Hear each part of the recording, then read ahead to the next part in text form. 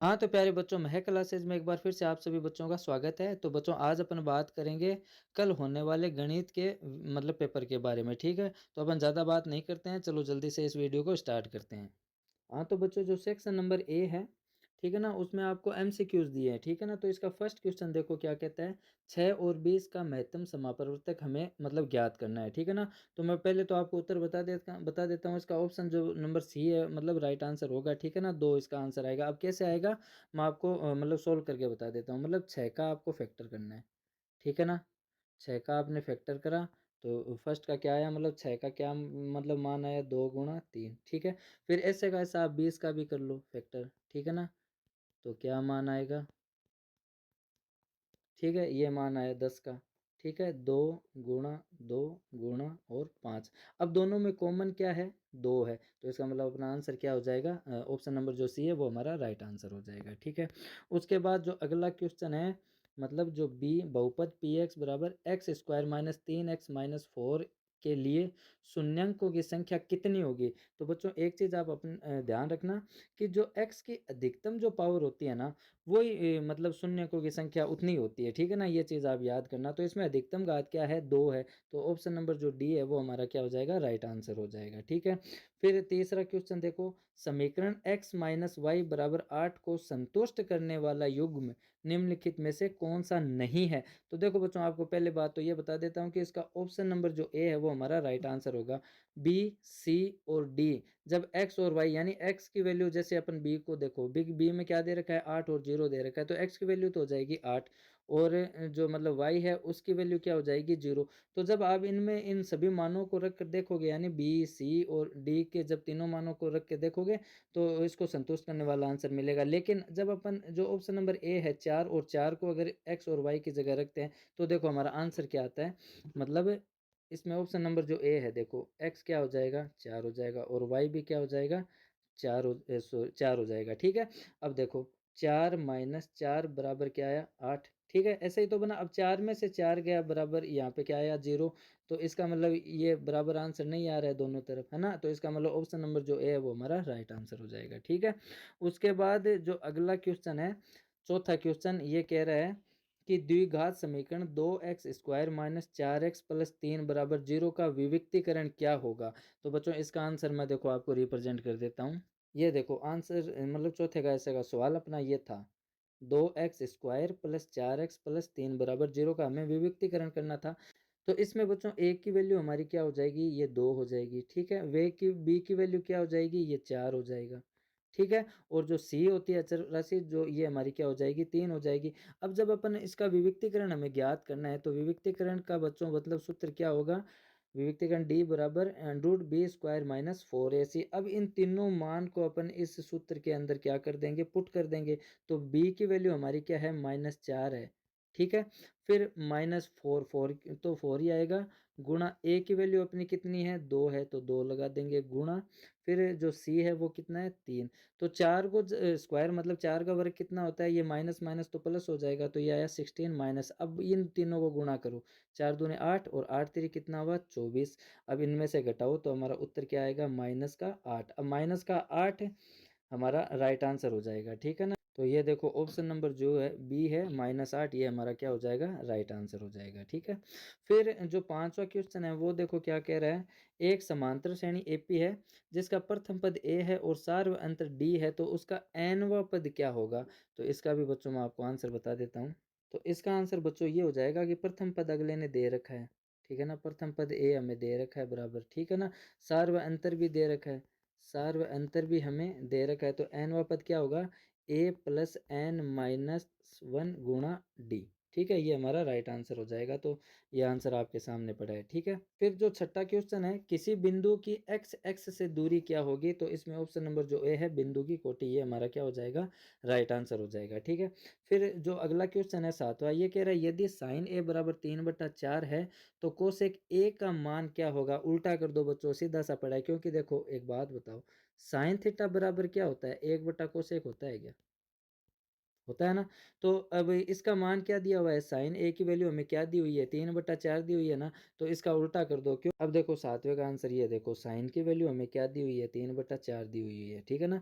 तो sine theta बराबर क्या होता है, 1 बटा कोसेक होता है क्या?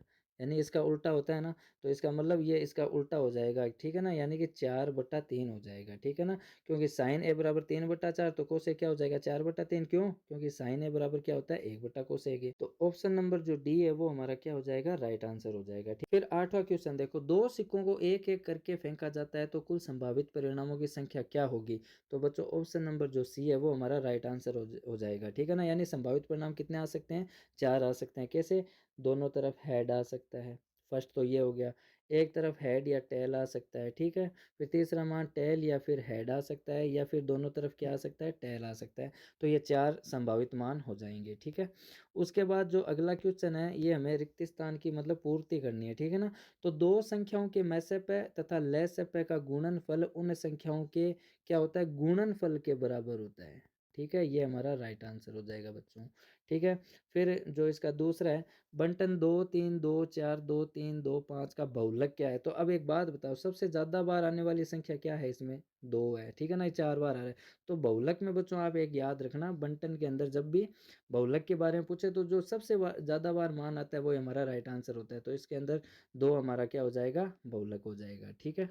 फिर तीसरा पॉइंट देखो, सभी व्रत क्या होते हैं, सर्वांग सम होते हैं या फिर समरूप होते हैं? तो बच्चों सर्वांग सम होते हैं, ठीक है, ये आंसर आपको बनना है। फिर चौथा क्वेश्चन देखो, sine square theta plus cos square theta का मान क्या होता है, 1 होता है, ये तो आपको पता ही होगा। फिर जो पांचवा क्वेश्चन है, किसी प्रयोग की सभी प्रारंभिक घटनाओं की प्रायिकताओं का योग कितना होता है बच्चों, 1 होता है, ठीक है। फिर जो अगला है, किसी घन का आयतन अगर 8 सेंटीमीटर क्यूब है तो इसकी भुजा क्या होगी, 2, ठीक है। तो अब तीसरा क्वेश्चन देखो बच्चों, इसमें आपसे अति लघुरात्मक क्वेश्चन मतलब पूछे हैं, ठीक है ना। तो मैं सारे तो क्वेश्चन आपको सोल्व नहीं कराऊंगा, वीडियो बहुत ज़्यादा लंबा हो जाएगा, तो कुछ क्वेश्चंस के मैं आपको मतलब सॉल्यूशन दे भी दूंगा और समझा भी दूंगा, ठीक है ना। तो फर्स्ट देखो, यदि द्विघात बहुपद x square plus 7x plus के का एक शून्य माइनस 4 है तो के की वैल्यू आपको फाइंड करनी है, ठीक है। या फिर दो रेखाएं a1x plus b1y plus c1 बराबर 0 है और a2x plus b2y plus c2 बराबर 0 के प्रतिच्छेद करने की शर्त आपको लिखनी है, ठीक है। या फिर तीसरा, दो अंकों की एक संख्या का इकाई अंक अगर x व दायिकांक अगर y है तो संख्या बताइए, ठीक है। फिर जो चौथा है, द्विघात समीकरण ax square plus bx plus c बराबर 0 के मूल ज्ञात करने का आपको श्रीधराचार्य सूत्र मतलब लिखना है। तो ये तो बच्चों याद ही कर लेना, लगभग हर साल आता है, ठीक है। फिर पांचवा क्वेश्चन, समांतर श्रेणी 2 7 12 का आपको 10वां पद ज्ञात करना है, ठीक है। फिर जो छठा क्वेश्चन, आकृति में डी ई समांतर है बी सी, तो इसी के आपको मतलब ये ई सी जो है ये वैल्यू इसकी मतलब आपको मान ज्ञात करनी है, ठीक है। फिर अगला जो क्वेश्चन है, एक बिंदु Q से एक वृत्त पर स्पर्श रेखा की लंबाई 12 सेंटीमीटर है तथा Q की केंद्र से दूरी अगर 13 सेंटीमीटर है तो वृत्त की त्रिज्या आपको ज्ञात करनी है, ठीक है। फिर वृत्त के त्रिज्या खंड के चाप की लंबाई ज्ञात करने का सूत्र मतलब ज्ञात करना है आपको, ठीक है। फिर जो चौथा क्वेश्चन है, सिद्ध करना है कि 5 माइनस अंडर रूट 3 एक परिमेय संख्या है। और फिर जो पांचवा है, एक द्विघात बहुपद ज्ञात कीजिए जिसके शून्य 5 व -3 है, ठीक है। तो ये बच्चों आप क्वेश्चन सोल्व कर लेना, ठीक है। फिर छठा सवाल देखो, गुणनखंड द्वारा समीकरण 2x² माइनस 5x प्लस 3 के आपको मूल ज्ञात करने हैं। चलो कुछ सवाल मैं आपको बता देता हूँ, छठा चलो मैं आपको सोल्व करवा देता हूँ, मूल ज्ञात करने हैं, ठीक है। छठा क्वेश्चन देखो बच्चों, मैंने कर भी रखा है, ठीक है ना। आपको क्या काम करना है पहले कि मतलब इस 3 और 2 को आप गुणा करो तो मान हमारा क्या बनता है, 6 बनता है, ठीक है ना। तो अब हमें बीच वाले के ऐसे टुकड़े करने हैं, यानी ऐसे फैक्टर करने हैं कि गुणा करने पर तो क्या आ जाए, 6 आ जाए, और जोड़ने या घटाने पर क्या आ जाए, -5 आ जाए, ठीक है ना। तो ऐसे फैक्टर क्या हो सकते हैं, 3 और 2 हो सकते हैं। अब देखो 3 2 को गुणा करने पर क्या आता है, 6 आता है, और 3 और 2 को जोड़ने पर कितना आता है, 5 आता है, ठीक है ना। अब एक चीज का आपको ध्यान रखना है, हमें यहाँ पे -5 लेके आने हैं तो दोनों की संख्या को हमें क्या बनाना पड़ेगा, माइनस बनाना पड़ेगा, ठीक है ना। क्यों? क्योंकि गुणा करने पर 6 आ रहा है, ठीक है कोई बात नहीं, लेकिन इनको जब आप जोड़ते हो यानी -3 और -2, क्योंकि माइनस माइनस क्या होता है, प्लस होता है, ठीक है ना, ये जुड़ जाएगा लेकिन चिन्ह किसका आएगा, माइनस का आएगा, ठीक है। तो इसके मतलब ये फैक्टर क्या हो जाएंगे, ये हो जाएंगे। तो 2x² -3x -2x, ठीक है, +3। अब देखो इसमें से आप कॉमन लो, इसमें से कॉमन क्या आ रहा है, x आ रहा है, ठीक है। फिर एक x की वैल्यू का मतलब इस पूरे मान में आप क्या लगा दो, डिवाइड लगा दो, तो हमारा मान क्या आएगा, 2x -3 आएगा, ठीक है। फिर इसमें से देखो कॉमन लेना है तो इसमें से कॉमन क्या आ रहा है, माइनस का एक कॉमन आ रहा है, ठीक है। फिर इसे -1 का इसमें मतलब डिवाइड कर दो तो वैल्यू क्या आएगी, ये आएगी। अब हमें क्या मतलब 2 शून्यक ढूँढने हैं इसके, ठीक है ना? तो इसके शून्यंक बच्चों क्या हो जाएँगे, फर्स्ट तो देखो ये कॉमन आ रहा है, तो फर्स्ट हो जाएगा 2x माइनस का 3, ठीक है? और सेकंड क्या हो जाएगा, x माइनस 1। अब इन दोनों को 0 के बराबर रख दो आप, ठीक है? कैसे कि 2x माइनस 3 बराबर आप इसको क्या रख दो, 0। अब 2x माइनस 3 को जब आप 0 के बराबर रखोगे तो क्या वैल्यू आएगी, 2x बराबर ये माइनस का है तो उधर जाके क्या हो जाएगा, प्लस का। फिर x बराबर क्या हो जाएगा, ये गुणा में है तो भाग में चला जाएगा। तो फर्स्ट फर्स्ट तो ये हो गया, ठीक है। फिर सेकंड क्या हो जाएगा, सेकंड ये हो जाएगा कि x माइनस 1 है तो इसको जब 0 के बराबर रखेंगे तो ये उधर जाके क्या बन जाएगा, प्लस का। तो 2 शून्य हमें मिल चुके हैं, ठीक है। सातवां क्वेश्चन देखो, बिंदु 1 और कोमा -5 और -4 और 5 को जोड़ने वाले रेखाखंड को x किस अनुपात में विभाजित करना है, ज्ञात करना है, ठीक है। फिर आठवां क्वेश्चन भी आप ध्यान से देख लेना, ठीक है। तो ये बच्चों सारे मोस्ट इंपॉर्टेंट क्वेश्चन है, आप इनको जरूर देख लेना और इनको सोल्व करने की कोशिश करना, आपके जरूर मतलब अच्छे नंबर आएंगे। फिर अपन आगे देखते हैं। फिर ये 11वां क्वेश्चन है, दिए गए चित्र में यदि पी क्यू समांतर है आर एस के तो सिद्ध कीजिए त्रिभुज पी ओ क्यू समरूप है त्रिभुज एस ओ आर के, ठीक है। तो इस चित्र को देखकर आपको मतलब इस वाक्य को मतलब सोल्व करना है, ठीक है ना, सिद्ध करना है आपको। फिर 12वें में आपसे मतलब एपी पूछी है, ठीक है ना, उनका योग 81 हो, ठीक है ना, तो कितने पद लिए जाएं, ठीक है ना, तो आपको ये ज्ञात करना है। फिर 13वां क्वेश्चन, सिद्ध कीजिए कि बिंदु 2 -2 और -2 1 तथा 5 2 एक समकोण त्रिभुज के शीर्ष हैं, ठीक है। फिर 14 क्वेश्चन देखो, साइन 60 कोस 30 प्लस साइन 30 और कोस 60 का आपको मतलब वैल्यू ज्ञात करनी है, ठीक है। फिर 15 क्वेश्चन देखो, दो खिलाड़ी प्रिया और नीरा टेनिस का एक मैच खेलती हैं तो यह ज्ञात कीजिए कि प्रिया के मैच जीतने की प्रायिकता 0.38 है, तो मतलब ये जो नीरा है उसके मैच जीतने की प्रायिकता कितनी है, ठीक है।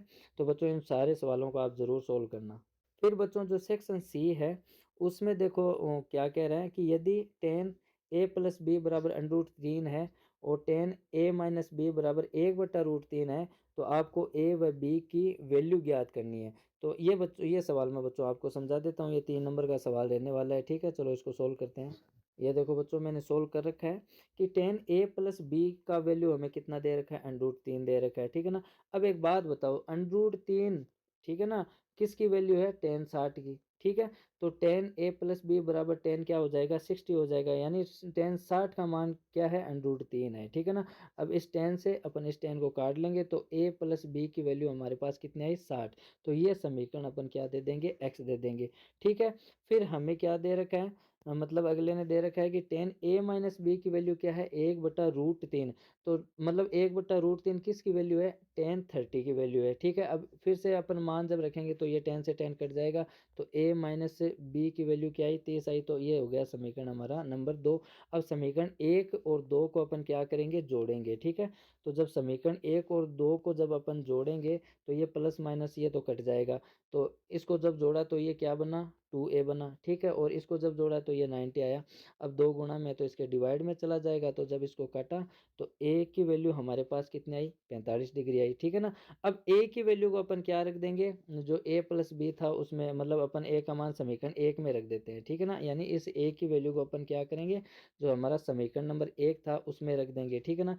तो 45 प्लस बी बराबर क्या हुआ, 60 हुआ, ठीक है। अब इस 45 को अपन पक्षांतरण कर देंगे, तो 60 माइनस 45, तो 60 माइनस 45, तो हमारी वैल्यू क्या निकल कर आई बच्चों, बी। तो बी की वैल्यू क्या हो गई, 15। ये लो हमने ए और बी का मान मतलब ज्ञात कर दिया, ठीक है। फिर जो 17वां क्वेश्चन है, 10 मीटर ऊंचे भवन के शिखर से एक टॉवर के शिखर का उन्नयन कोण अगर 60 डिग्री है तो इसके पाद का अवनयन कोण 45 डिग्री है, तो टावर की आपको ऊंचाई ज्ञात करनी है, ठीक है। फिर 18वां आपको सिद्ध करना है कि बिंदु से वृत्त पर खींचे गए स्पर्श रेखाएं लंबाई के बराबर होती है। फिर 19वां सवाल देखो, 6 सेंटीमीटर त्रिज्या वाले एक वृत्त के त्रिज्या खंड का क्षेत्रफल ज्ञात कीजिए जिसका केंद्र पर बना कोण कितना डिग्री होता है, 60 डिग्री होता है। चलो ये एक सवाल मैं 19वां भी मैंने सोल्व कर रखा है तो मैं आपको दिखा देता हूँ।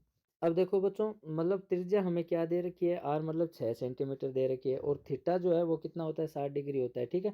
अब त्रिज्या खंड का हमें क्षेत्रफल ज्ञात करना है तो उसका अपन मतलब सूत्र लगा लेंगे, क्या होता है, पाई आर स्क्वायर गुणा थीटा बटे 360, ठीक है ना। अब अपन वैल्यू पुट कर देंगे, ठीक है।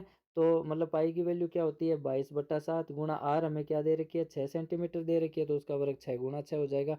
थीटा की वैल्यू क्या होती है, 60, ठीक है, बटा है 360, ठीक है। अब इसको जब अपन सोल्व करेंगे तो बच्चों हमारा आंसर क्या आ जाएगा, 132/7 सेंटीमीटर स्क्वायर, ठीक है ना। यानी ये सूत्र याद कर लेना, पाई आर स्क्वायर गुणा थीटा बटे 360, यानी त्रिज्य खंड का जब क्षेत्रफल ज्ञात करना हो तो ये सूत्र लगेगा, ठीक है।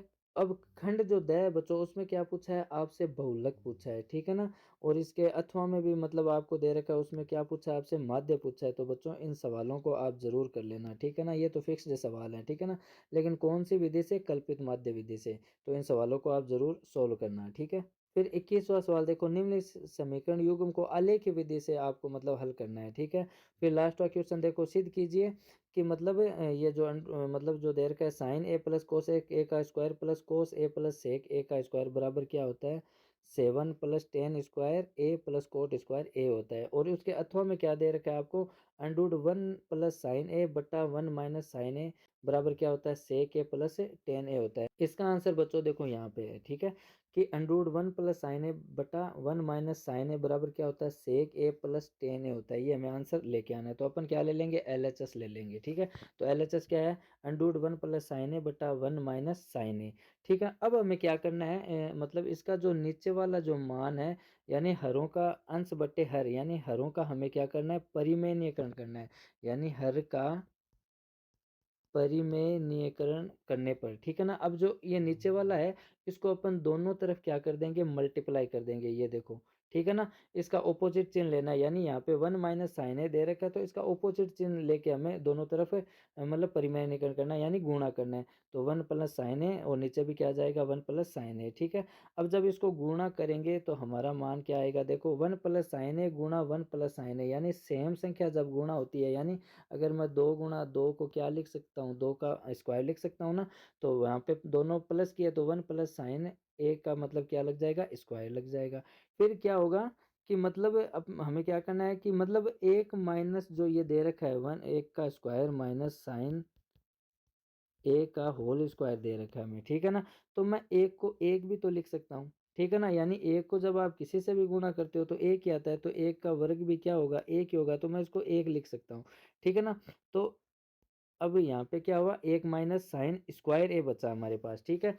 अब एक बात बताओ, 1 - sin² a का वैल्यू क्या होती है, cos² a होती है, ठीक है ना। अब इस रूट से मतलब ये जो वर्ग दे रखा है, इससे अपन इस रूट को काटेंगे, ठीक है ना। तो हमारे पास मान क्या बचा, मतलब क्या मान बचा बच्चों हमारे पास, वन ये मान बचा 1 + sin a/cos a। अब मैं इसको ऐसे भी तो लिख सकता हूँ, 1/cos θ या फिर cos a प्लस साइन ए बटा कोस ए। क्यों लिख सकता हूँ मैं, क्योंकि ये जो कोस है ये एक के नीचे भी है, ठीक है ना, और ये साइन के नीचे भी है, तो हमारी ये वैल्यू निकल कर आई, ठीक है। तो अब 1/cos ए क्या होता है, सेक ए होता है, ठीक है। और sin/cos क्या होता है, टेन ए होता है। ये लो हमारा सिद्ध हो गया। तो आई होप बच्चों मतलब आप इन सवालों को अच्छे से हल करेंगे, और ज़रूर आपको कल वाले पेपर में मतलब हेल्प मिलेगी। अब अपन मिलेंगे नेक्स्ट वीडियो में, तब तक के लिए बाय।